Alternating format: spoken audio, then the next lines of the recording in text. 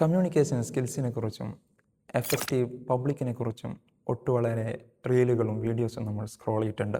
ചരിത്രത്തിൽ ഏറ്റവും പെർഫെക്റ്റായ ഒരു ഡീപ്പ് ഇമ്പാക്റ്റ് ഉണ്ടാക്കിയ ആർട്ട് ഓഫ് കമ്മ്യൂണിക്കേഷൻ, അതാണ് റസൂലുള്ളാഹിയുടെ സംസാരങ്ങൾ. ആയിഷ റളിയല്ലാഹു അൻഹ ഒരിക്കൽ പറയുന്നുണ്ട്, നബി സല്ലല്ലാഹു അലൈഹി വസല്ലമ തങ്ങൾ വേഗത്തിൽ വാക്കുകൾ വെട്ടിത്തുറന്നിങ്ങനെ സംസാരിക്കാറുണ്ടായിരുന്നില്ല.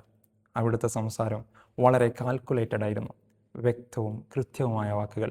കേട്ടിരിക്കുന്ന ആർക്കും ഒട്ടും കൺഫ്യൂഷൻ ഇല്ലാതെ ഓരോ വാക്കും മനസ്സിൽ പെർഫെക്റ്റായി സ്റ്റോർ ചെയ്യുന്ന രീതിയിലായിരുന്നു അവിടുത്തെ പ്രസൻറ്റേഷൻ.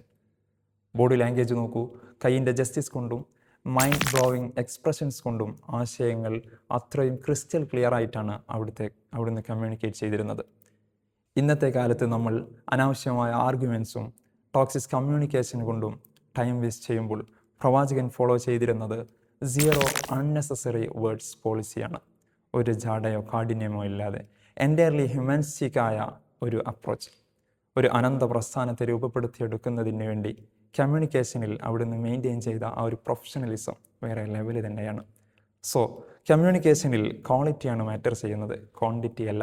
ചറവറ സംസാരമല്ല, കാമ്പുള്ള അല്പവാക്കുകളാണ് പ്രധാനം. പ്രവാചകരെ പോലെ നമ്മൾക്കും സ്പീക്ക് ലെസ് ഇമ്പാക്റ്റ് മോർ എന്ന ആറ്റിറ്റ്യൂഡ് ഫോളോ ചെയ്യാം.